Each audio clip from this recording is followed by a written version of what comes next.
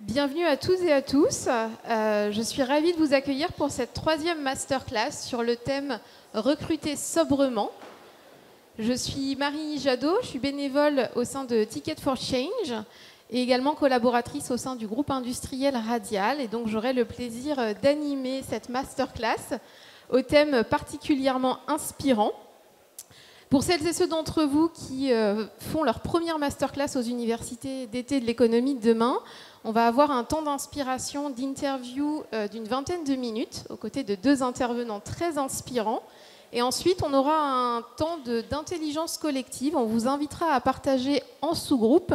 Donc les chaises ont été volontairement disposées en cercle pour que vous puissiez partager sur ce thème les enjeux que vous rencontrez dans vos organisations respectives et en profiter pour partager sur vos bonnes pratiques, vos pépites au sein de vos groupes.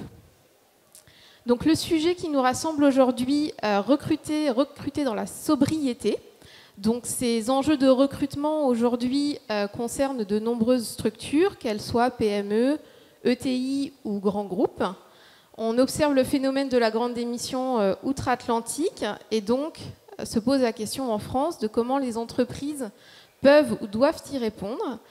Lors de la préparation de cette masterclass, 2 mots ont été ajoutés au thème de la sobriété, celui de l'humilité et de la sincérité, qui doivent investir les modèles de recrutement. Donc j'ai hâte d'explorer ces 2 sujets à vos côtés. Avant de démarrer l'interview, je vais vous inviter à vous connecter à Klaxoon. Vous aurez donc l'occasion de poser vos questions aux intervenants. Vous avez également la possibilité de liker les questions que vous préférez, puisqu'on ne pourra malheureusement pas toutes les traiter. On essaiera d'en prendre un maximum. Donc n'hésitez pas à vous connecter. Le code s'affichera à l'écran.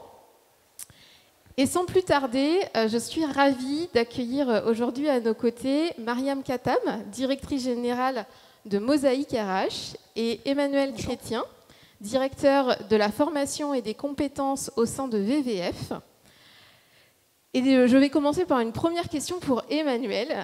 Au sein de VVF, donc vous rencontrez des enjeux de recrutement très forts sur des profils dits pénuriques dans les métiers de la restauration, de l'animation. Et pour y répondre, vous avez misé sur la formation, notamment auprès de profils réfugiés, mais aussi en déployant un programme Campus Directeur qui, je crois, est déjà dans sa 6e promotion. Est-ce que vous pourriez nous en dire plus ? Merci, bonjour à toutes et tous. Alors, peut-être quelques mots sur VVF quand même pour bien situer l'entreprise. VVF est le premier opérateur du tourisme social et durable en France depuis plus de 60 ans, avec 100 villages de vacances répartis dans toute la France. VVF est membre de l'UDES et d'ailleurs participe au projet pour la démarche responsable avec l'UDES, donc porté par l'UDES, entre autres par la professionnalisation, mais du coup j'y reviendrai tout à l'heure. Quelques chiffres pour VVF, alors 650 permanents, mais 2400 collaborateurs recrutés, enfin 2400 collaborateurs, oui, sur un mois d'été.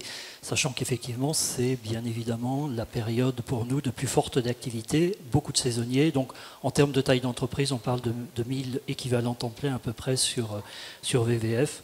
Et donc, le premier opérateur du tourisme solidaire et durable. Alors, pour répondre à votre question, oui, effectivement, on a plusieurs exemples pour recruter nos métiers en tension.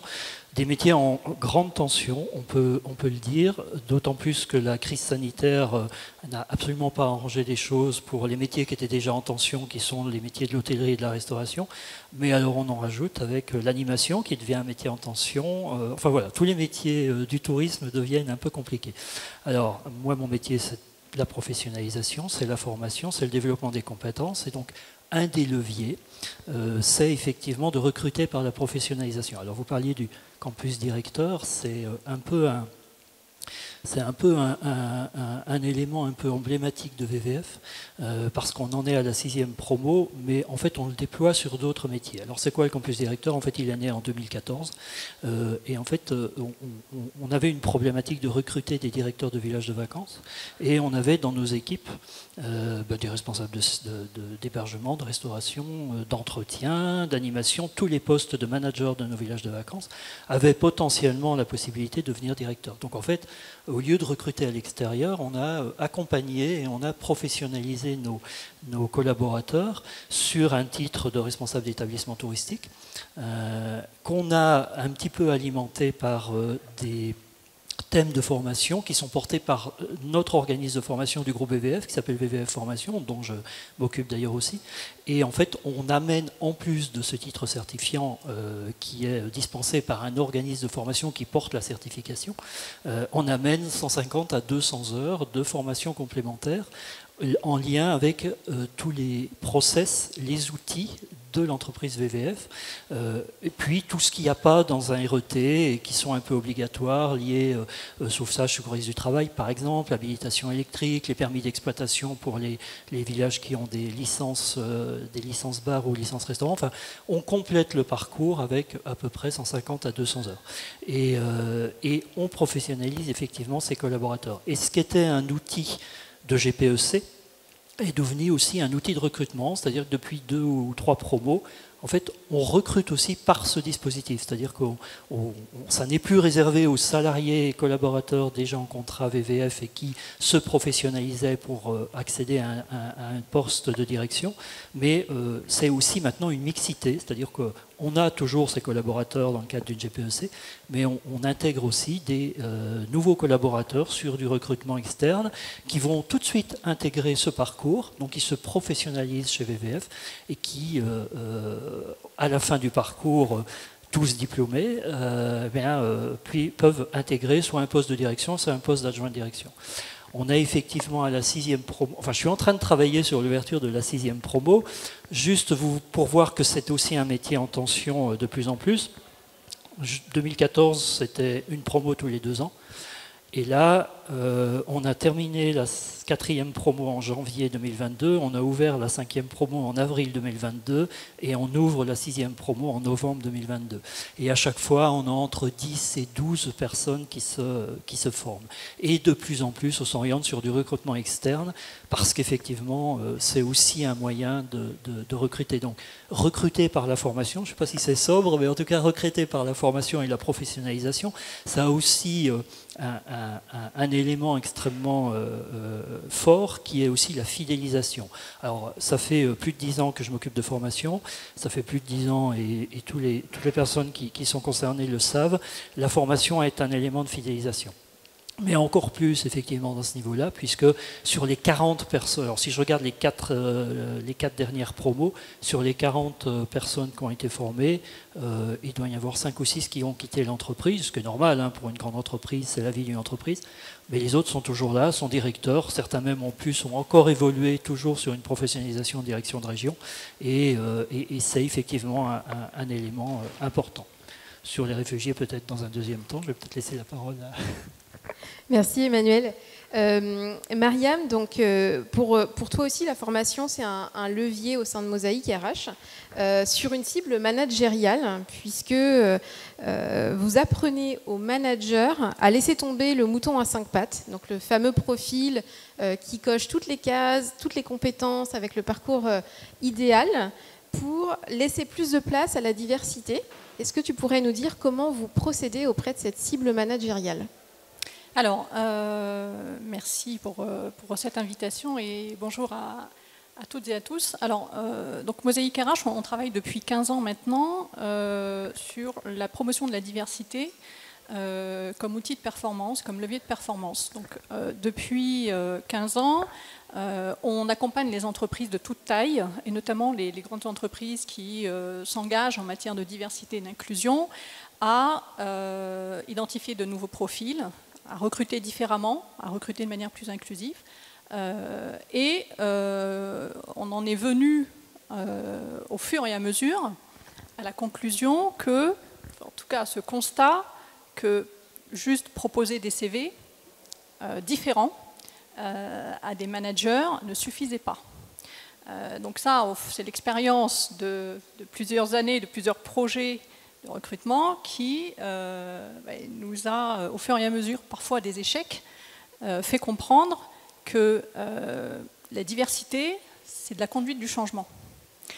Et donc, si on ne passe pas par la case sensibilisation, formation des managers qui sont des pivots, qui sont des piliers dans les processus de décision, dans les entreprises et puis dans les processus aussi de recrutement, puisque souvent, ce sont eux qui ont le dernier mot dans la prise de décision. Donc, si on ne passe pas par un travail avec ces managers sur la sensibilisation, l'ouverture à des profils un peu différents, malheureusement, souvent, ça pouvait être voué à l'échec.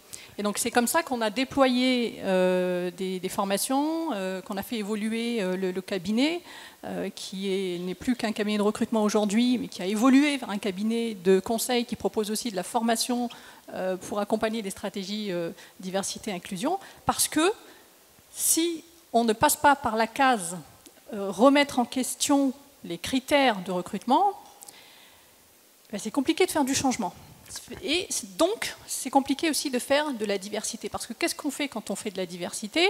En fait, on essaye d'ouvrir l'entreprise à des profils différents. Des profils différents, des profils qui vont avoir un parcours différent, qui vont avoir peut-être un parcours de formation, d'expérience différent, qui vont venir de secteurs différents, qui vont avoir peut-être un type de formation différent. Donc, comment on arrive à convaincre les recruteurs, les managers, pas prendre un bac+5, à prendre un bac+2, parce qu'en fait, un bac+5, finalement, il va s'ennuyer, au bout de quelques temps, il va partir. Donc, peut-être que le critère bac+5 n'est peut-être pas le bon critère. Et puis, de le convaincre de prendre une formation universitaire plutôt que de rester sur un vivier exclusivement grandes écoles de commerce. Donc tout ce travail-là sur les critères, on a observé qu'il était essentiel, qu'il était crucial pour ouvrir les recrutements à la diversité. Sans ce travail-là, l'apprentissage qu'on en a tiré, c'est qu'on reste dans des expérimentations un peu isolées, anecdotiques, qui fonctionnent plus ou moins bien et qui ne provoquent pas de changement durable et qui ne permettent pas de déployer des politiques de diversité sur le long terme. Donc la formation, et c'est ce qu'on a fait nous avec plusieurs entreprises, c'est travailler avec les managers sur leurs critères. Pourquoi vous choisissez tel critère pour tel poste, tel recrutement? Quelle est votre motivation derrière? Quelles compétences vous cherchez à satisfaire? Et on s'est rendu compte que finalement, le fameux mouton à 5 pattes n'était pas une fatalité, qu'on pouvait finalement petit à petit, en échangeant sur le pourquoi de ces critères, réussir à faire le tri entre ce qui est vraiment prioritaire en termes de compétences. Parce que même quand on fait de la diversité, ça ne veut pas dire baisser son niveau d'exigence. Ça veut juste dire changer de filtre et voir un peu les choses sous un autre angle et re-questionner les critères qui ont été posés dès le départ comme un postulat. Et donc en faisant ce travail-là, on passe d'une liste à la Prévert de qualité, comme on a tous vu dans les descriptifs de poste, de qualité, de compétences. On passe d'une liste à la Prévert à des critères essentiels, prioritaires, qui sont en effet nécessaires pour que la personne tienne son poste, mais qui sont débarrassés du superflu. Et pour moi, c'est ça la sobriété. C'est de revenir à un recrutement qui est basé sur l'essentiel. Et c'est là où, quand on préparait cette table ronde, je reviens finalement, je fais le lien avec la transition écologique. C'est que je pense qu'il est important que, y compris en matière de RH, qu'on se débarrasse un peu de ce superflu qui crée aujourd'hui, et on le sait, des problèmes de recrutement. Aujourd'hui, depuis des années, on discute avec des RH qui disent « bah ouais, mais moi je voudrais bien, mais bon, mon manager, il me demande ci, il me demande ça, il me demande telle école, il me demande telle formation, il ne veut pas quelqu'un qui n'ait pas travaillé déjà dans le même secteur, donc c'est compliqué de le convaincre, etc. » Donc, Les RH peuvent aussi être en difficulté. Et je pense qu'une partie du taux de chômage peut aussi s'expliquer par ça. C'est que les mailles du filet sont tellement resserrées qu'on a perdu vraiment le sens du recrutement qui est d'identifier des compétences pour tenir un poste. Ce n'est pas rechercher des gens qui n'existent pas. Donc voilà pour l'expérience et l'accompagnement qu'on fait au quotidien, notamment via la formation et le travail avec les managers et les entreprises sur les critères. Premier point, mais on pourra parler d'autres choses aussi. Merci Mariam. Emmanuel, ce sujet de la diversité, il est également présent chez VVF. Tu m'as parlé du programme HOPE. Est-ce que tu pourrais nous en dire plus sur les enjeux autour du recrutement et en quoi c'est important ? Alors, d'abord parce que ce sont des valeurs qui sont portées par VVF et on a fait connaissance et on s'aperçoit qu'on a des sujets communs et des projets communs. Donc ce sont des valeurs effectivement qui sont portées par VVF. VVF, je n'ai pas dit aussi, c'est que la mission, c'est aussi l'accès aux vacances à tous, mais aussi le développement des territoires et l'accès aussi au recrutement pour tous et la diversité autant par les publics accueillis que par les publics sur lesquels qu'on peut recruter. Alors effectivement, le dispositif HOPE est un dispositif d'État que j'ai découvert il n'y a pas longtemps en fait, je ne le connaissais pas, qui c'est un dispositif qui permet d'intégrer les réfugiés donc, sur alors c'est pas uniquement du recrutement, hein, c'est une intégration, c'est porté par plusieurs entreprises, entre autres l'OFI, et c'est permettre l'intégration durable des réfugiés en France dans le cadre d'un accompagnement pour aider à se loger, mais aussi se professionnaliser. Et les employeurs sont sollicités pour la partie recrutement et professionnalisation. Alors pourquoi des réfugiés ? Les métiers en tension sont en très grande tension de candidats, mais même pour intégrer des formations. Alors, on fait beaucoup d'alternance, d'autant plus depuis 2 ans, et on sait pourquoi. Il n'empêche qu'on veut bien faire de l'alternance, mais il faut un minimum de candidats. Or, on sait qu'un certain nombre d'écoles et d'organismes de formation, particulièrement sur les métiers de la cuisine et de la salle, ne peuvent plus ouvrir de sessions parce qu'ils n'ont pas de candidats. Donc on se retrouve, nous, en pénurie, même si on veut recruter. En fait, il n'y a plus de candidats dans les écoles. Donc on a effectivement sollicité ce dispositif qui va nous permettre de recruter des réfugiés en partenariat avec l'AFPA qui porte le projet sur la professionnalisation et Pôle emploi. Le principe, il est très simple, c'est un dispositif en 2 temps. Premier temps, ce qu'on appelle une POE, donc une préparation professionnelle à l'emploi, qui est portée par Pôle emploi, qui est financée par Pôle emploi et les opérateurs de compétences pour former avant le contrat de travail sur 400 heures au français, à la langue française, parce que souvent, effectivement, ce sont des publics qui parlent pas, voire pas très bien, voire pas du tout le français. Et par contre, c'est orienté sur le métier vers lequel ils vont effectivement s'orienter à la suite. Et dans un deuxième temps, l'employeur propose un contrat de minimum 6 mois sur un contrat d'apprentissage ou de professionnalisation selon l'âge et sur effectivement une alternance, comme tout contrat d'alternance, entre de la période de formation et de la période d'entreprise. On a fait le choix, nous, de partir sur un contrat d'1 an au lieu d'un contrat de 6 mois. Donc il y a cette période opérationnelle de 400 heures, puis un contrat d'1 an sur des métiers. On a choisi 2 métiers qui sont particulièrement en tension chez nous. C'est agent de restauration. Alors on était parti sur une formation de cuisinier, mais on s'aperçoit que les critères sont peut-être un peu élevés pour intégrer tout de suite une formation de cuisinier. Donc l'idée, c'est de les intégrer sur une formation d'agent de restauration qui est un titre du ministère du Travail et qui permet une polyvalence entre la salle, la plonge, enfin tous les métiers de la restauration.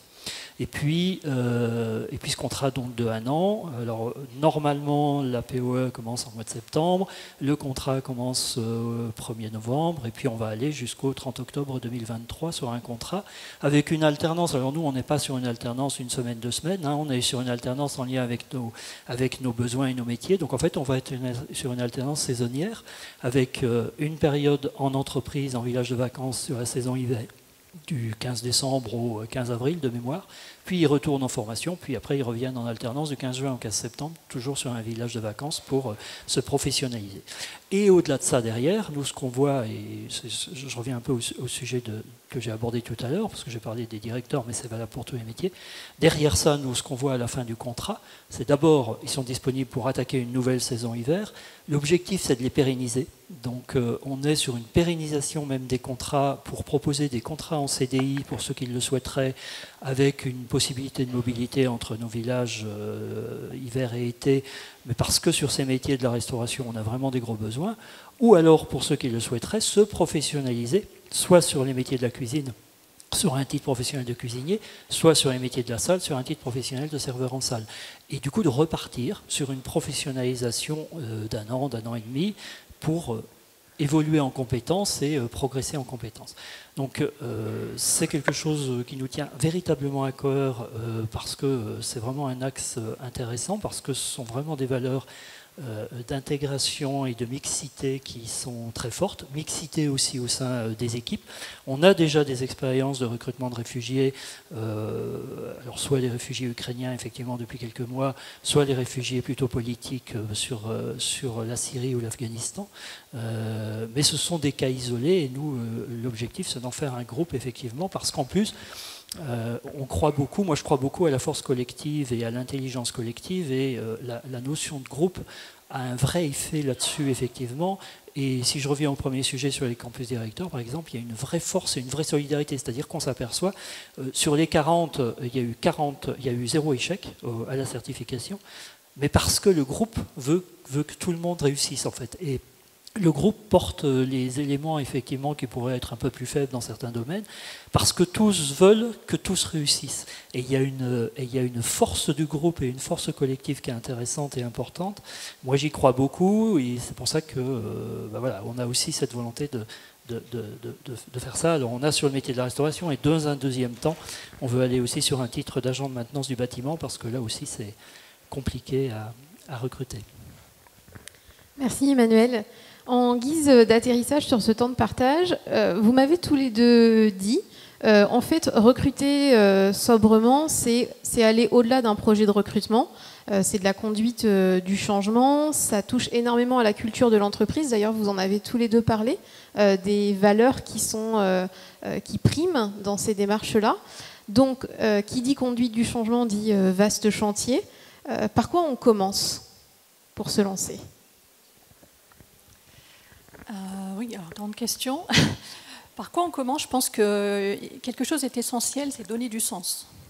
Alors c'est quelque chose qu'on entend, on a tous entendu depuis plusieurs mois, depuis le Covid, tout le monde veut du sens.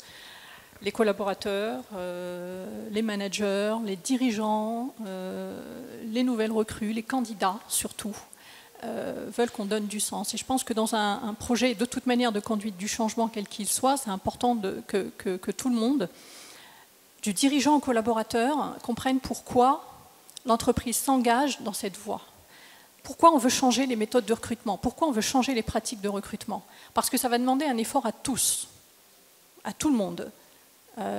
Du stagiaire qui parfois sélectionne les premiers CV, jusqu'au dirigeant qui doit mettre un petit peu d'argent pour permettre aux équipes RH d'aller mettre en place des partenariats innovants avec des associations dans les territoires pour pouvoir aller chercher les talents là où ils sont, partout. Tout ça, ça demande un investissement à tous et un portage à tous. Donc je pense que donner un sens collectivement aux politiques d'inclusion est extrêmement important. Pour moi, c'est vraiment c'est numéro 1. Ensuite, on ne peut pas faire l'économie non plus d'une phase d'un peu d'introspection, de diagnostic pour savoir déjà comment les gens travaillent aujourd'hui. Vouloir plugger, et nous on l'a fait parfois, vouloir plugger en fait un projet pour aller recruter des profils qui sortent un petit peu de l'ordinaire, ou des migrants, ou un peu ad hoc, de manière un peu ad hoc. C'est vrai que c'est un peu compliqué pour les personnes elles-mêmes qui les portent. C'est important de faire déjà un diagnostic de ce qui existe, de comment les gens travaillent, des réussites, hein, des leviers qui existent dans l'entreprise, tout comme des freins, y compris dans les processus de recrutement. C'est aussi une étape qui est très importante pour savoir qu'est-ce qu'il faut corriger, qu'est-ce qu'il faut renforcer, encourager, parce que les entreprises font plein de choses parfois, mais elles ne savent pas qui fait quoi, ou parfois c'est pas communiqué. Hein, donc, quels sont les leviers sur lesquels l'entreprise peut aussi s'appuyer pour pouvoir changer cette culture et progresser. Donc l'étape de diagnostic, pour moi, elle est structurante. Elle est structurante et pour une démarche qui se veut durable, parce que je pense que c'est ce qu'on cherche tous ici aujourd'hui, c'est comment on met en place une transition qui va durer, parce que je pense que les enjeux auxquels nous sommes confrontés sont des enjeux qui vont durer. Voilà, donc aujourd'hui, il est important d'aller en profondeur chercher les sources des problèmes pour pouvoir proposer des solutions qui soient, non seulement innovantes, mais qui soient aussi partagées par tous. Et là, on est face à un enjeu où il faut embarquer le maximum de personnes dans les organisations. On ne peut plus se contenter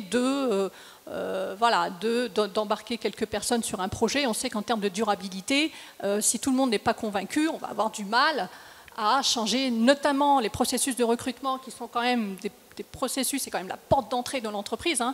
Donc, si tout le monde n'est pas convaincu qu'il faut recruter plus de seniors, que les seniors peuvent apporter des compétences très, très importantes, ils peuvent faire avancer l'organisation, qui ne sont pas juste des personnes qui vont venir ralentir l'organisation comme parfois on peut le penser, parce qu'il existe beaucoup de stéréotypes sur les questions de recrutement. Donc, si tout le monde ne comprend pas pourquoi c'est important, on va avoir du mal à avancer. Donc, voilà, vraiment, donner du sens, faire une étape d'introspection, de diagnostic pour poser les bons diagnostics et donc les bonnes solutions, ça me semble extrêmement important. Juste pour compléter, je suis évidemment tout à fait d'accord avec ce que tu viens de dire. Du coup, ça m'a fait penser à deux choses. Alors oui, il faut que ça soit porté par la stratégie de l'entreprise. C'est vraiment une stratégie, il faut que ça soit porté par l'entreprise, la direction, la présidence, si c'est une association, parce que sinon ça ne peut pas fonctionner. Moi, je voulais rajouter deux choses. La compétence. Plus miser sur la compétence, mais tu l'as dit dans la première partie, c'est vrai que peut-être...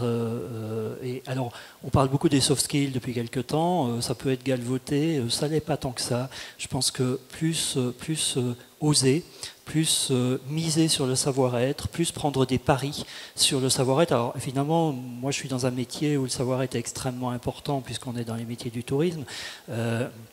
Mais il n'empêche qu'effectivement, oser peut-être confier un poste de réception ou d'animateur à des talents, et après, on les accompagne, on les professionnalise et on les accompagne par la formation. Mais peut-être que ces compétences comportementales, c'est vraiment intéressant de s'y pencher et d'y travailler, parce qu'il y a quelques années, on nous disait le savoir-être, de toute façon, c'est pas factuel, on peut pas identifier le savoir-être. Et si, c'est extrêmement intéressant d'y travailler, parce qu'en plus ça ouvre la porte à tous les gens qui ne sont pas diplômés, qui ne sont pas qualifiés et qui ont tous des compétences, parce qu'on a tous des compétences. Il faut juste effectivement peut-être oser. Et puis j'avais une deuxième idée, mais je l'ai perdue. Peut-être ça me permet de rebondir sur un mot que tu as prononcé qui est très important, c'est oser. Je pense que nous, on le voit, j'ai expérimenté à plusieurs reprises avec beaucoup d'entreprises et sur plusieurs projets. Parfois ça ne fonctionne pas tout de suite. Voilà, ça ne fonctionne pas tout de suite et on ne peut pas changer une culture, on ne peut pas changer des pratiques d'un seul coup, tout de suite, au premier coup. c'est un processus. C'est un processus, le changement. La diversité et l'inclusion est un processus. Et quand on veut élargir, quand on veut changer la manière de recruter des profils différents, ça veut dire qu'il faut aussi mettre en place des process d'évaluation qui vont être différents. Ça veut dire aussi que l'intégration doit se faire différemment. Ça veut dire que l'évolution de carrière doit être pensée aussi différemment. Donc en fait, on change une brique et vous voyez que ça change plein d'autres briques dans l'organisation. Ça, il faut en être conscient dès le début. Et encore une fois, humilité. Parce que, oui, ça remet en cause nos certitudes en tant que RH, nos certitudes en tant que dirigeants, mais ce n'est pas grave, parce que c'est une étape du changement. C'est une étape du changement, et moi je le vois, parfois on me dit, bah, ok, on veut faire de la diversité, mais alors là, par contre, il faut que ça marche, parce que sinon ça peut avoir un impact très négatif dans l'entreprise. Donc la diversité, ok, mais la diversité, il faut qu'elle soit au top du top, et il faut qu'elle fasse mieux que les autres. Ça ne peut pas fonctionner comme ça, tout simplement parce que ça bouscule tellement de choses dans l'organisation, et c'est normal que ça bouscule les choses, qu'il ne faut pas non plus en attendre plus que... tout de suite en tout cas, ou mettre des exigences en termes de résultats qui sont irréalistes. Donc il faut oser, et il faut aussi accepter parfois que ça prenne plus de temps, que ça ne marche pas du premier coup, qu'il faille recommencer 1 ou 2 fois ou 3 fois avant de trouver le bon calibrage. C'est comme ça qu'on construit dans la durée. Et j'ai retrouvé ma deuxième idée, je n'en ai pas pour longtemps, c'est juste une histoire générationnelle, c'est-à-dire on s'aperçoit nous quand même que certains de nos directeurs ont du mal à intégrer les besoins des nouvelles générations. On sait que sur la génération Z, on doit être là, les besoins sont vraiment très différents et parfois c'est un peu compliqué. Et il faut savoir apprendre à travailler ensemble, apprendre à s'adapter, mais c'est aussi les managers qui doivent s'adapter, parce qu'à un moment donné, les jeunes, ils s'en vont si ça ne leur convient pas. Et c'est effectivement peut-être avoir des horaires, des organisations de travail différentes, la quête de sens, le sens au travail, je pense que c'est effectivement complètement primordial et c'est peut-être pas ce qui... moi, quand j'avais 20 ans, peut-être que c'est pas ce que je recherchais, mais je pense que là, vraiment, c'est important. Donc, savoir travailler ensemble et apprendre quels sont les besoins des générations qui arrivent sur le marché du travail, parce que c'est pas tout à fait la même chose. Donc, sobriété, humilité, sincérité, et on ajoutera pérennité et audace. Merci pour votre éclairage. On va prendre quelques questions sur Klaxoon. Donc n'hésitez pas à vous connecter. La première, qui a été likée 6 fois. Le salaire reste le premier levier, une forme de figure imposée. Est-ce un levier au niveau recrutement et que proposez-vous? Recrutement sobre égale rémunération sobre. Alors voilà, on est dans le tourisme social, hein, donc on n'est pas sur des salaires effectivement qu'on pourrait trouver dans d'autres secteurs un peu plus commerciaux. Il n'empêche que je ne suis pas persuadé que ce soit un point bleu. Alors évidemment, hein, on a tous envie d'avoir un salaire plus intéressant, plus important, et sur un point d'entrée, effectivement, quand on publie les offres d'emploi, mon collègue Damien, qui est responsable recrutement, lui me dit il faut mettre des tranches de salaire, chose qu'on ne faisait pas avant. Ok, pourquoi pas, et bien sûr, alors du coup, des fois, les points d'entrée du salaire ne sont pas terribles. Et on s'aperçoit que sur les métiers de la cuisine, on est vraiment en concurrence avec d'autres secteurs qui sont effectivement un peu plus favorables. On est sur la branche du tourisme social et familial, donc on a les salaires de la branche, même si on a des possibilités d'écart. Moi, je suis pas persuadé. C'est pas ça qu'on vend, nous, en fait. Hein. Du coup, on vend pas le salaire parce que de toute façon, c'est pas là-dessus qu'on va se battre par rapport aux autres. Nous, on va vendre justement la quête de sens. On va vendre les valeurs de l'entreprise que sont portées par VVF, des valeurs d'intégration, de solidarité, de vacances pour tous, etc. Et c'est d'autant plus important maintenant. Et on s'aperçoit que, alors, pour le coup, les générations qui arrivent sur le monde marché du travail se retrouvent dans ces valeurs partagées. Et peut-être plus qu'il y a quelques années. Du coup, c'est tant qu'à faire, autant en profiter, mais voilà, on va vendre ça, on va vendre une organisation de travail. C'est vrai qu'un cuisinier qui vient nous dire, attendez, moi on me propose 2 fois le salaire que vous me proposez ailleurs, ok, mais quels sont les horaires de travail, quelles sont les organisations de travail, est-ce qu'un équilibre vie professionnelle et vie privée est possible là où on vous propose de travailler. Dans un restaurant de village de vacances, VVF ou ailleurs, mais on va parler de VVF, à 21h, les cuisiniers sont partis. Hein, donc on n'est pas sur des tranches de travail jusqu'à minuit, 1h du matin. Mais effectivement, on n'est pas non plus sur les salaires que peuvent être proposés ailleurs. Donc moi, je suis persuadé que le salaire n'est pas un élément de motivation. À partir du moment où on a d'autres choses effectivement à proposer, mais il ne faut pas miser là-dessus. Nous, on ne mise pas sur le salaire. Dans le tourisme social et familial, très clairement, on mise sur autre chose. Et entre autres, tout ce que je viens de développer, qui est l'accompagnement à la formation et la professionnalisation. Et c'est un vrai axe de fidélisation. Merci Emmanuel. Mariam, je vais te poser la deuxième question. Le frein à la diversité, c'est la version au risque. Comment rassurer les managers concrètement? Alors attends. Le frein à la diversité, c'est la version au risque. C'est la version au risque, ok. Comment rassurer les managers concrètement? Alors oui. Alors moi j'ai vu beaucoup de managers qui en effet n'avaient pas forcément une aversion au risque, mais pensaient qu'ils ne pouvaient pas prendre le risque, qu'ils n'étaient pas autorisés à prendre le risque. Donc ça, on le voit dans les diagnostics qu'on fait, c'est que souvent ils nous disent ouais, enfin moi je veux bien, mais si jamais ça marche pas, je vais me faire taper sur les doigts. Voilà. Donc je pense que la chaîne du risque, en fait, c'est une chaîne. Donc je pense que si le manager est entre guillemets autorisé à prendre ce risque, parce que son N+1 sait que recruter différemment, ça va prendre un peu plus de temps, qu'on va devoir mettre en place des formations peut-être, on va devoir organiser le travail différemment, et donc que ça peut peut-être avoir un impact sur les résultats pendant quelques temps, mais que dans la durée, le résultat sera là. Tout à coup, les managers sont beaucoup moins frileux à prendre ce risque. Et donc, c'est pour ça qu'il est important que ces projets soient portés par la direction et fassent l'objet vraiment d'un projet stratégique, parce que c'est un risque qui doit être partagé.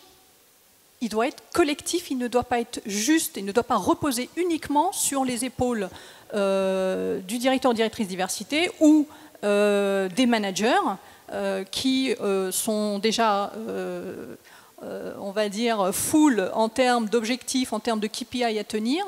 Donc, soit, comme l'ont fait certaines entreprises, la diversité et l'inclusion sont un KPI en tant que tel, et les managers sont aussi évalués sur ce critère-là, sur le temps qu'ils vont passer à mettre en place des projets diversité, sur le temps qu'ils vont mettre, sur leur capacité à diversifier leurs équipes, et on leur donne les moyens de le faire, on leur donne le temps de le faire, et ça les rassure, et ils se sentent non seulement faire partie d'un projet collectif d'entreprise, et ils se sentent autorisés aussi par leur direction qui met les moyens pour faire progresser la diversité et l'inclusion, et eux sont partie prenante de ce projet. Ils ne sont pas juste les seuls qui sont attendus sur ce projet-là, parce que comme je viens de l'expliquer tout à l'heure, ce n'est pas juste la décision d'une personne, d'un manager,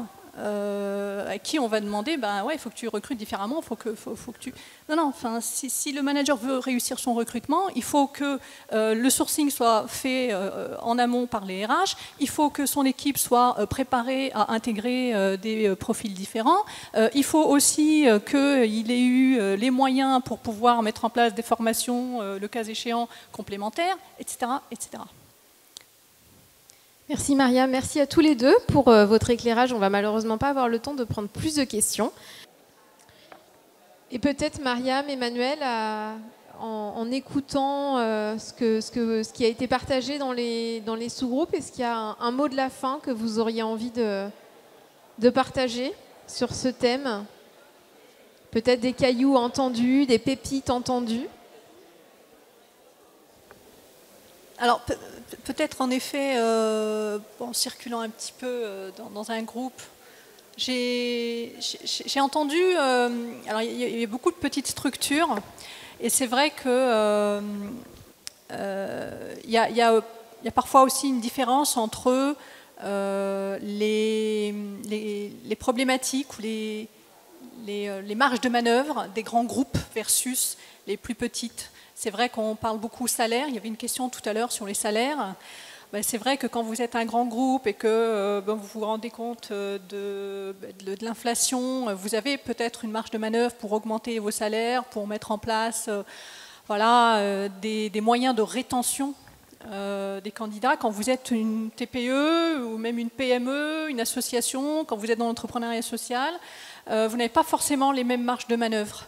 Et aujourd'hui, c'est la grande difficulté, c'est parfois ce que j'ai entendu, c'est on veut recruter différemment, on veut recruter autrement, mais alors comment on fait?